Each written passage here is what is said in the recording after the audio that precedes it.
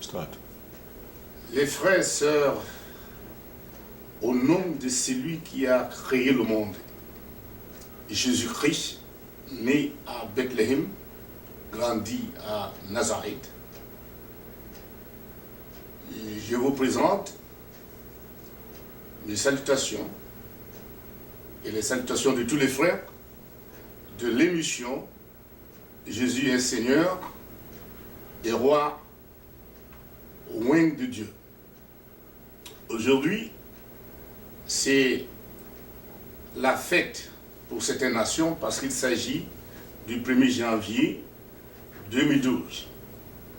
Et c'est une bonne chose de nous réjouir de tous les bienfaits de Dieu Tout-Puissant parce que c'est lui qui nous a donné ces jours. Il les a créés pour nous afin que nous puissions être dans la joie, que nous puissions nous réjouir avec nos amis et également avec les membres de nos familles. Donc, nous remercions l'Éternel Dieu et Jéhovah de ces merveilles parce que sa miséricorde dure à toujours. Avant de commencer toutes choses, baissons nos têtes pour une courte prière. Seigneur Jésus-Christ, Roi des cieux et de la terre, roi de Dieu, unique seul héritier de Dieu Tout-Puissant Yahweh. Nous te confions nos âmes, notre esprit, et nous te confions notre corps, afin que tu puisses nous protéger, et que tu puisses nous animer par la puissance de ton Saint-Esprit, et nous donner le sens de la vérité, de la sincérité et de l'honnêteté, pour que nous comprenions qui tu es, afin que nous vivions sur cette terre selon la loi de notre Père qui nous a créés. Nous te prions que tous ceux qui vont venir à toi, qu'ils étudient ta parole qui se trouve dans ta constitution que tu as laissée sur la terre, qui est la Bible, qui renferme 66 livres, et que chacun de ceux qui croient en toi devienne disciple et marche pour le disciple accompli, pour que les promesses que tu nous as données s'accomplissent dans la vie de chacun. Nous te remercions, Seigneur Jésus-Christ, toi qui es assis à la droite du trône de Dieu. Par ta grâce et ta bonté,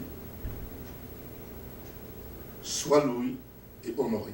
Et en ton nom, nous remercions Yahweh notre Père, parce que sa miséricorde dure d'âge en âge.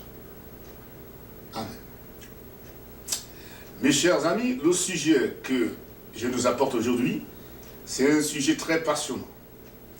Il s'agit du sujet qui est aussi simple, mais qui nécessite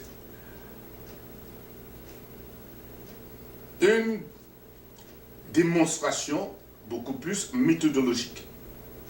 Et ce sujet est le Seigneur Jésus.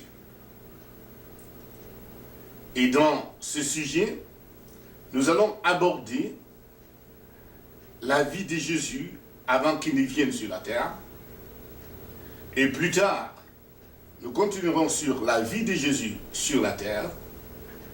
Et nous finirons par la vie de Jésus quand il a quitté la terre. Donc, on se posera une question. Qui est donc Jésus? Pour répondre à cette question, parce que c'est de lui qu'il s'agit, nous allons interroger des prophètes. Les prophètes nommés de Dieu qui se trouvent dans la Bible. Aussi, nous allons interroger Jésus lui-même pour qu'il nous dise exactement qui il est. Mais commençons par d'abord interroger le prophète Isaïe qui a écrit sur le Messie, c'est-à-dire le Sauveur. D'après le livre d'Isaïe, le chapitre 9, au verset 5, Isaïe nous apporte ce que Dieu lui a révélé en tant que prophète et reconnu par tous les Israéliens. Je vais lire la Bible. C'est la traduction de Louis Sénon. Isaïe chapitre 9, le verset 5. Car un enfant nous est né, un fils nous est donné, et la domination reposera sur son épaule. On l'appellera admirable, conseiller, Dieu puissant, Père éternel, prince de la paix. Donc pour le prophète Isaïe, Jésus-Christ, il est né un enfant. Et comme il est un enfant, Isaïe l'appelle un enfant qui nous est donné à la terre. Il est appelé le conseiller. Il est Dieu, il est éternel, et Dieu admirable et conseiller. Voilà ce que Dieu a montré à son serviteur Isaïe, qui a vécu plus ou moins entre 700 et 800 ans avant le Seigneur Jésus-Christ.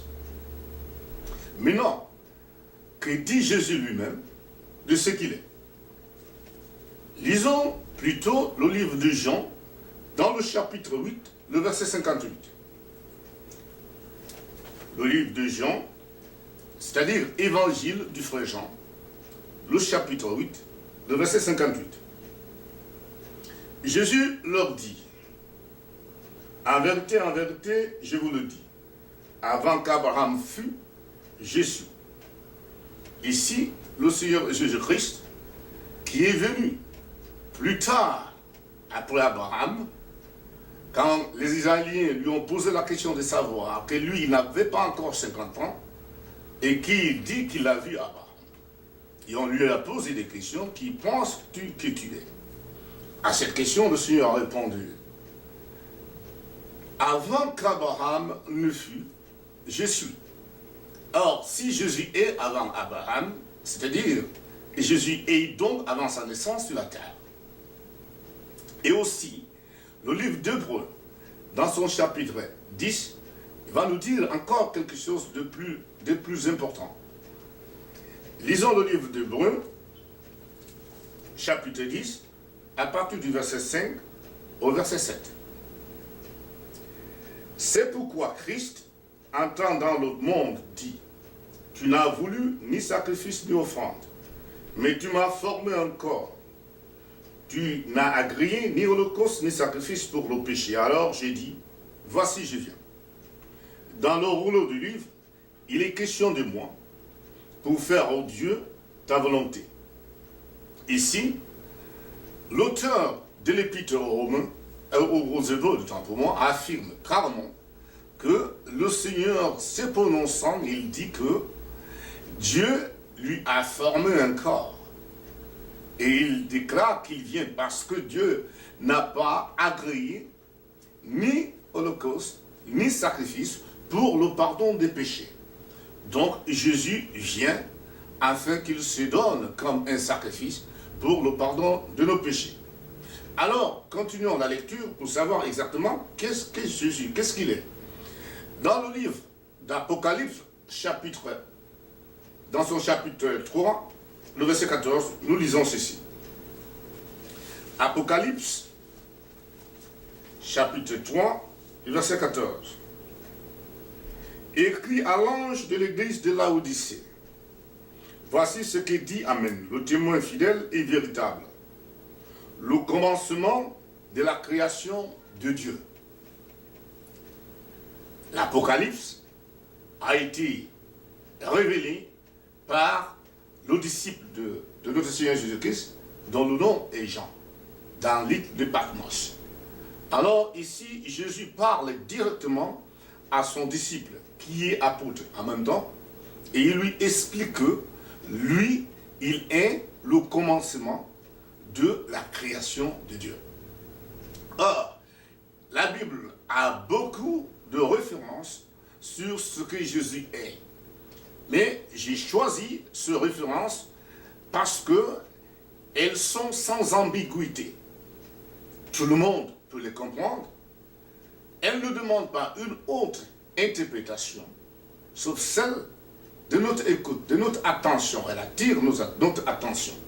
Donc, Jésus-Christ, d'après sa déclaration, et d'après le grand prophète de tout le temps, Isaïe, Jésus, il était auprès de Dieu, c'est-à-dire il était dans les cieux.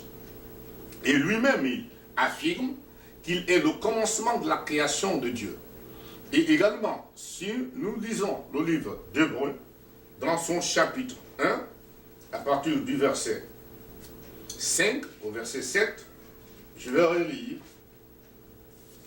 le livre d'Hébreux, chapitre 1, verset 5 au verset 7. Il est écrit. Nous commençons par le début, le chapitre verset 1. Ça va être beaucoup plus précis.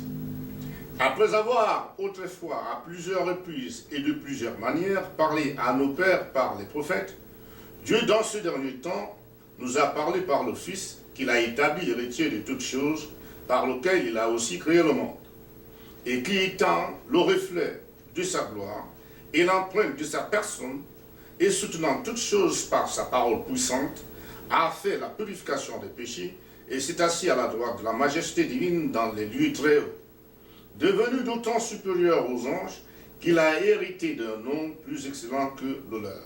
Car auquel des anges Dieu a-t-il jamais dit, tu es mon fils, je t'ai engendré aujourd'hui, et encore, je serai pour lui un père, et il sera pour moi un fils. Or, toujours l'auteur de l'épître aux Hébreux nous apporte des détails sur la description de ce que Jésus réellement est. Or, Jésus que nous croyons tous, Jésus auquel nous avons mis notre confiance, et Jésus qui sauve, est un être qui a vécu avant sa naissance. Alors, si Jésus a donc vécu avant sa naissance, il y a un problème de concept.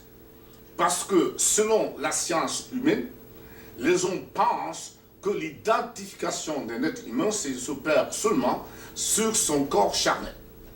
Or, le corps charnel, c'est ce qui identifie l'être humain.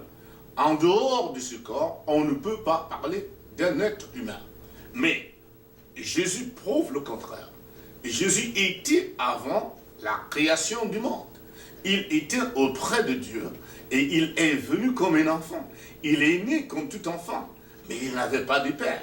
Il a été conçu par la volonté de Dieu. Donc, Jésus avait quel corps quand il était avant sa naissance? Quel était son corps? Il y a des gens qui pensent qu'il était seulement un esprit volant. Non, Jésus avait un corps divin. Jésus avait un corps qui n'avait pas pour composante les éléments qui composent le corps humain, parce que la terre n'était pas encore créée. Il est le commencement de l'œuvre de Dieu. Alors, comment est-ce que Jésus a-t-il laissé son corps quand il est venu sur la terre? Là, on ne peut pas se baser sur notre intelligence pour essayer de spéculer sur cela. Pourquoi? Parce que nous ne connaissons pas ce que c'est que la création. Nous ne connaissons pas les éléments qui composent la création. La matière qui compose la terre, on ne la connaît pas. Où est-ce que Dieu l'a prise? Personne ne peut savoir. Pourquoi Dieu l'a choisi? Est-ce qu'on ne peut savoir? Qu'est-ce que c'est que la chair? Qu'est-ce que c'est que l'esprit? Qu'est-ce que c'est que l'âme? Personne ne peut savoir. Nous pouvons seulement supputer, mais la spéculation n'est pas sur le terrain de la foi. C'est pour cette raison que si nous en venons à la création, nous sommes obligés d'aller vers le Créateur, aller vers Dieu pour lui poser des questions afin qu'il nous explique comment il a fait pour que les choses viennent en existence. Donc, mes frères, Jésus a été avant qu'il ne vienne sur la terre. Cela est surprenant. Oui, c'est surprenant pour les êtres humains, mais ce n'est pas surprenant pour Dieu. C'est parce qu'il a été qu'il s'appelle Fils de Dieu. Et comme il est Fils de Dieu, c'est-à-dire que c'est celui que Dieu a engendré. Et comme Dieu l'a engendré, d'après le livre que nous venons de lire, le livre d'Hébreux, chapitre 1, à partir du verset 1 jusqu'au verset 5 que nous venons de lire, Jésus est l'empreinte de Dieu vivant. Donc, Jésus-Christ représente l'image même de Dieu. Quand on parle de Jésus, il ne faut pas voir ce petit enfant qui est né à Bethléem. Quand on parle de Jésus, on voit un fils de Dieu, c'est-à-dire celui que Dieu a oint, et comme il est fils, il est prince. Comme il est prince, il est roi. C'est pour cette raison que Jésus est le Seigneur des seigneurs et il est le roi des rois. Pourquoi? Parce que Dieu est roi. Et Dieu étant roi, il a un fils. Et son fils est un prince. C'est pour cette raison que Jésus est donc roi.